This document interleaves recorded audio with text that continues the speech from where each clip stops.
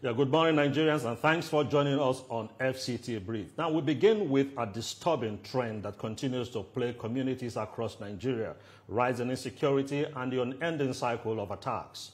From insurgent raids to banditry and communal clashes, the cycle of violence has left many Nigerians living in fear and uncertainty. Across several states, reports of renewed attacks have once again thrown communities into mourning. In the northwest, bandits continue to terrorize villages, abducting residents for ransom. In the north-central, violent clashes between farmers and herders flare up, displacing thousands. Meanwhile, insurgent groups in the northeast launch sporadic offensives, defying security operations meant to restore peace. According to security experts, the persistence of these attacks highlights deep-rooted challenges ranging from porous borders, lack of modern surveillance equipment, and overstretched security forces to unresolved socio-economic grievances fueling the violence. Unless Nigeria adopts a holistic approach combining military response with intelligence gathering, dialogue and development, the circle of insecurity may remain unbroken. The federal government insists it is taking steps to reverse the trend. Recently, President Bola Tinubu reiterated his administration's commitment to restructuring the nation's security architecture, including proposals for state police and increased investment in technology-driven solutions. For millions of Nigerians, however, the question remains, how soon will these promises translate into safety in their homes and farmlands? Until then, the country grapples with what many now describe as an unending circle of attacks. AVM Olatokunbo Adesanya, retired, is a security expert and he's live with us here in our studio this morning. Good morning, sir. It's good to have you. Thank you very much. Good morning. You're welcome. Well, insecurity persists and the government says it's working and, it's reducing the rate of insecurity, but we seem to see a contradiction here. And I would say, isn't this a dangerous contradiction? Let me start by saying thank you for having me here this morning. Indeed, we've seen a series of attacks, and but I dare say that it doesn't tell the complete story. Not too long ago, we heard of the capture of these Ansarul leaders, and there are indeed many other victories that have been recorded by the armed forces of Nigeria and other related security services. But that is not to take away from the fact that we have had incidences where we have loss of lives. I think one of the most recent one was in Borno, where we had scores of innocent Nigerians and lost.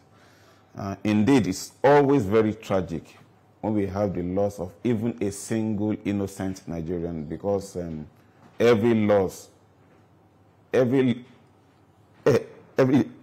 loss, means a loss of dreams, means loss of potentials, and it's not talk less of up to 60 human beings. So it's not something that can continue. But then what do the terrorists do? They take advantage of small settlements that are largely unprotected. We know that it's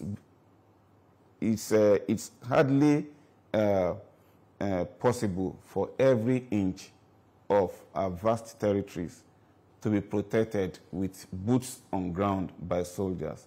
And that's why we must begin to think, so what do we do to ensure that this stuff? There are quite a number of steps that could be taken to address this, even at the risk of maybe sounding like a broken record.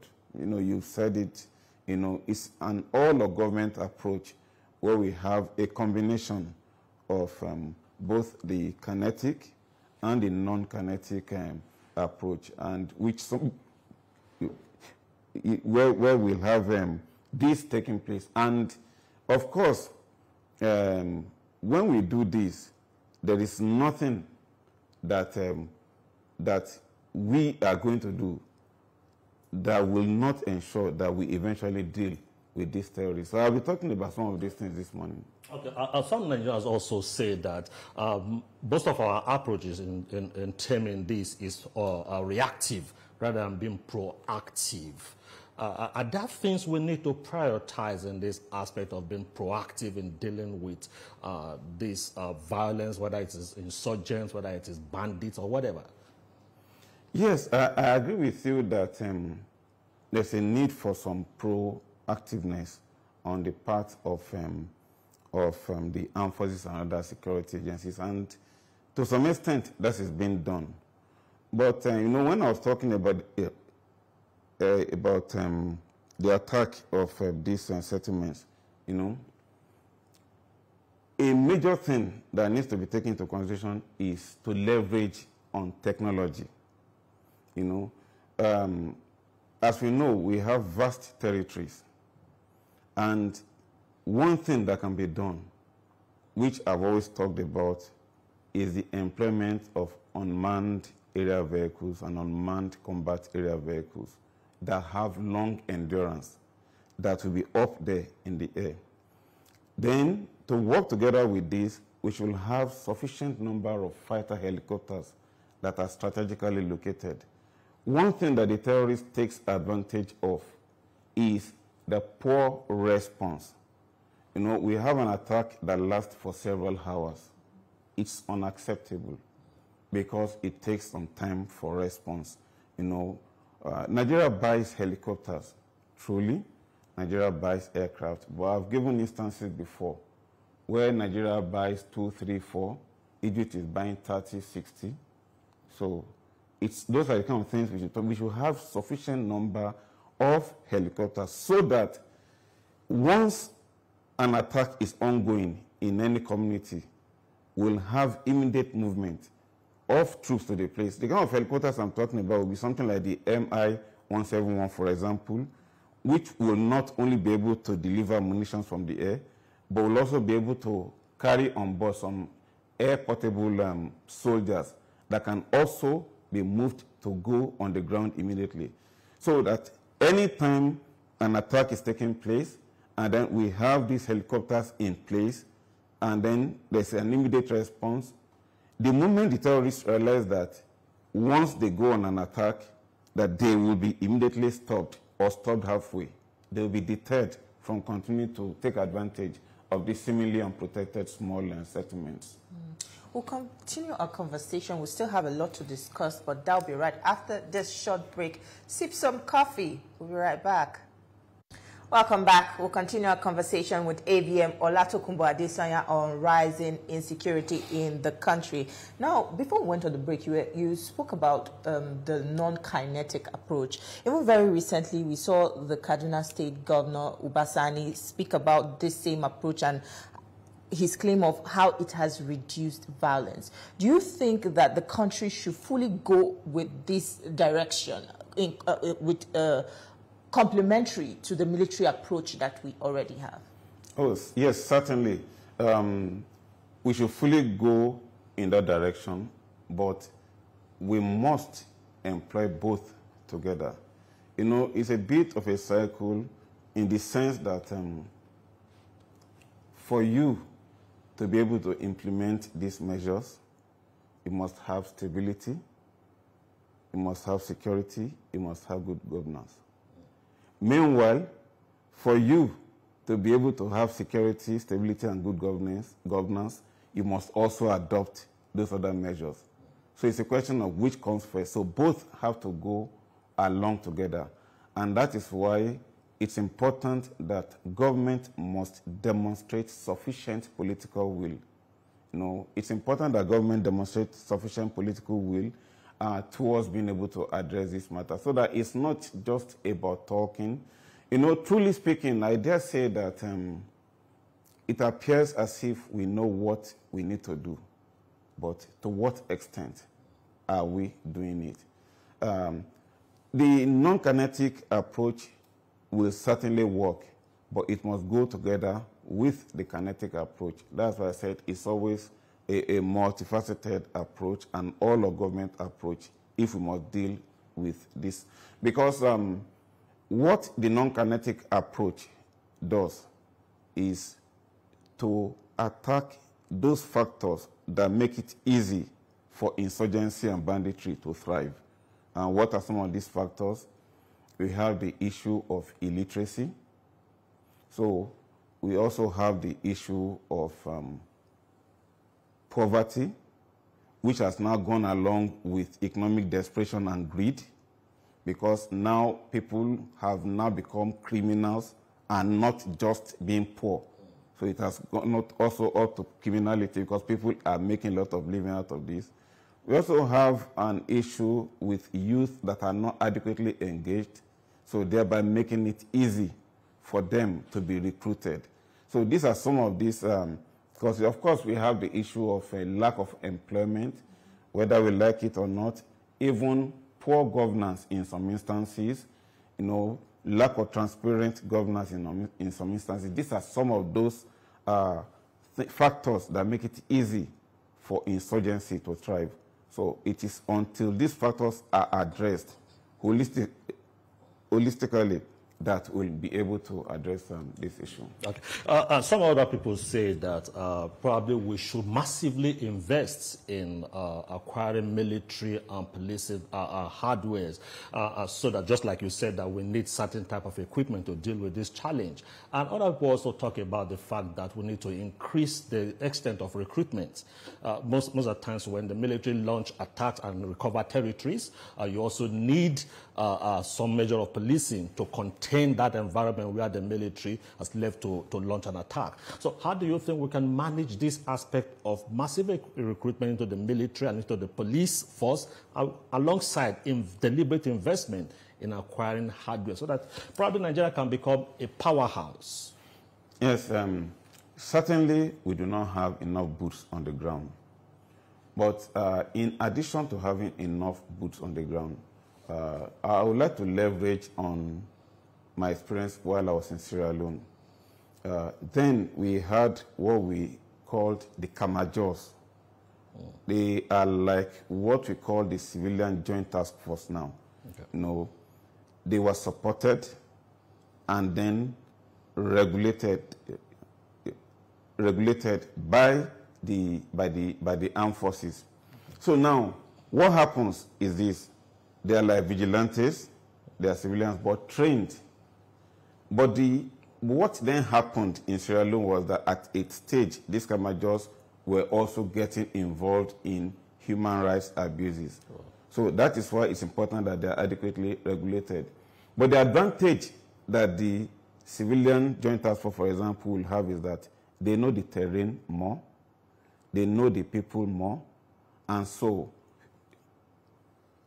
they will be able to stay with them and be able to tackle some of these things that ordinarily the armed forces will not be able to tackle. Remember that a key element in fighting insurgency is intelligence. And it is those who are part of the community that will be able to easily identify. Before these attacks take place, there's always a build-up. So it is during this build-up that they should be attacked. So again, these insurgents are human beings. They are not ghosts. So it takes those who are on the ground to be able to recognize them on time. So apart from having, yes, a lot of massive recruitment, we must also begin to think of having the likes of the Civilian Joint Task Force that will be well supported but adequately regulated to ensure that they do not go into human rights abuses. Let's take a look at the very recent development that happened in Borno State, where the victims were IDPs resettled just 2 months ago, and now they are attacked now. Would you say that the government was too quick to resettle them into their community? And what would you say, so something like this does not repeat itself, that the government can put in place to ensure that before it resettles these people and they are not attacked again, this is what they should put and ensure? I will not say that the government was too quick to resettle them, because the resettling of people back into their communities has a moral lifting effect, because it also lets us know that we are making progress. And again, people cannot continue to remain as internally displaced persons in camps. They will be living an unfulfilled life. But I think what could have been done to ensure, and I think going forward, is that any place we have people being resettled, we must have sufficient coverage on the ground. Not just on the ground. I talked earlier about having helicopters that can easily move soldiers, that can attack. So such places that we have people being resettled are places that they should be given a lot of priority, so that the insurgents will know that when you come to this place, you cannot have your way. And then once these communities are protected, then we can then move on to another community, so that it becomes a gradual thing. You know, it's a lot of vast territory, but the conquering of the territories has to be, you know, in phases, moving from one place to another. So it's important that going forward, these communities, once resettled, must have adequate protection, both from the military as well as from the civilian joint task force. Now, let's look at this other aspect from your years of military experience, or this way. A lot of time we talk about overhauling our security architecture. We talk about kinetic and non-kinetic approach. But to the ordinary man, what does this translate to? Now, from your own years of military experience, what are those immediate steps? Outside the aspect of acquiring equipment you talked about, what are those immediate steps that we need to? Because Nigerians are weary. We keep talking about kinetic, non-kinetic, and all this, and we keep having this circle of attacks. What can we do? Are we helpless? No, we are not helpless. We are not helpless. You know, many times we talk about a lot of funds being spent on the military. Well, I'll keep on saying it that we are not spending enough. We are not spending enough. You know, we are a nation at war, even if we do not realize it. And many things that we do should not be done the way we are doing them. You know, even the justice system, for example, you know, we hear of terrorists that have been captured, but then how many times have we heard of terrorists that have been convicted in the court of law? How many times? Just think about it. So we have laws that give room for protracted trials. So there's no deterrence. So these are some of the issues. So it's not just about the military. It's about, like I said, all of government approach. Very recently, we saw President Tinubu endorse the, creation of state police, and now, everybody is watching to see what is the next step from there. What would you suggest is the best mode of action from this point on to ensure that, the fears that people have expressed, especially the issue of abuse of power, is not the case? Well, the state police thing, Nigeria will not be the first to have state police. I remember while I was in Brazil on my defense course, we had the federal police and we also had the state police. And I know that in the United States of America, we also have state police.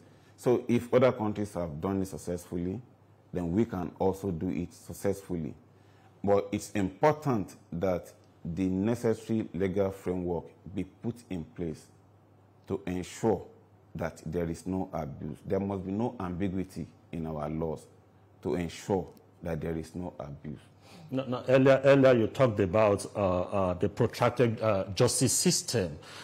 You seem to be against the idea of de-radicalizing terrorists. And of recent, we started seeing DSS take some of these captured terrorists to court for trial. Do you think that is the best way to go, rather than going the route of de-radicalizing? In this sense, there are two things to look at. I am certainly not opposed to de-radicalizing terrorists. But then, is it a terrorist that has been captured, or is it one that surrenders? If a terrorist surrenders, then possibly it could be subjected to de-radicalization. But a terrorist that is captured should be made to face the full weight of the law and not de-radicalized. You spoke about the adoption of intelligence, or intelligence being a very key factor in tackling this insecurity head-on. What would you say about Nigeria's intelligence gathering and also acting on it? Do you think we are effective enough and we're taking full advantage of that, especially in the local and rural communities? I think the recent capture of the Ansaru top leaders, lends credence to the fact that there's a lot of improvement. This was an operation that reportedly took months. So I would imagine, without being certain, that certain intelligence elements must have been inserted deep into enemy territory. It's not easy to capture alive top leaders of any terrorist organization. Few countries are able to do that. So it means we are doing a lot in terms of electronic intelligence and possibly human intelligence. So yes, more could still be done, but certainly we are in the right direction. And take note also that until we got to know about the arrest of the top leaders, it took like 2 months after they've been arrested. So which means the relevant authorities were possibly even extracting more intelligence all the while.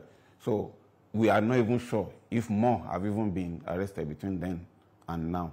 So I think a lot is being done in that direction, and I commend the relevant intelligence agencies in that regard.